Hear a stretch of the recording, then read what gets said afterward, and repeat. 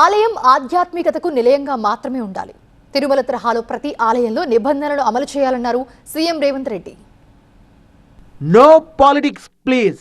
గుడిలో రాజకీయాలొద్దు. ఆలయ ప్రాంగణాల్లో పార్టీల జెండాలు ఉండొద్దు. దరిదాపుల్లో కూడా పొలిటికల్ సభలు పెట్టొద్దు. ఆలయం ఆధ్యాత్మికతకు నిలయంగా ఉండాలి. సామాన్యులకైనా మాన్యులకైనా సరే మర్యాద ఒకేలా ఉండాలి. ఇది సర్కారు వారి మాట. తెలంగాణలోని ప్రముఖ ఆలయాల్లో తిరుమల తరహా నిబంధనల్ని అమలు చేయాలని అధికారుల్ని ఆదేశించారు సీఎం రేవంత్ రెడ్డి.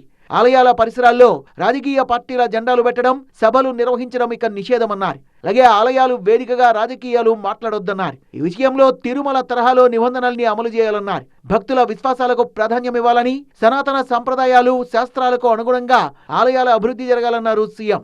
తెలంగాణలో ప్రముఖ ఆలయాల అభివృద్ధిని ప్రభుత్వం ప్రతిష్టాత్మకంగా తీసుకుంది.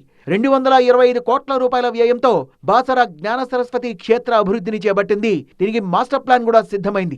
దేశంలోనే ప్రముఖ ఆధ్యాత్మిక కేంద్రంగా అభివృద్ధి చేయాలనే లక్ష్యంతో ప్రభుత్వం ముందుకు సాగుతోంది. ఈ నెల 6న బాసర ఆలయం అభివృద్ధి పనులకు సీఎం రేవంత్ రెడ్డి శంకుస్థాపన చేయనున్నారు.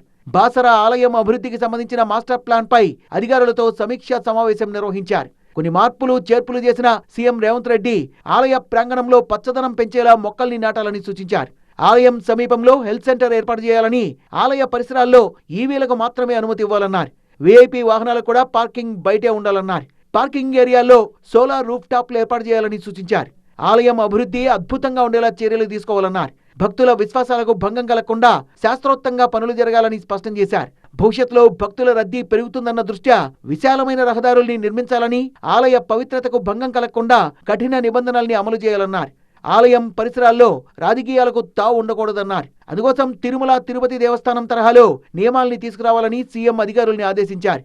సమావేశంలో మంత్రి కొండా సురేఖ, ప్రభుత్వ సలహాదారు సుదర్శన్ రెడ్డి, ఎంపీ వేం నరేందర్ రెడ్డి, దేవాదాయ శాఖ principal secretary Shailaja Ramaiyer, commissioner Hanumantharao పాల్గొన్నారు.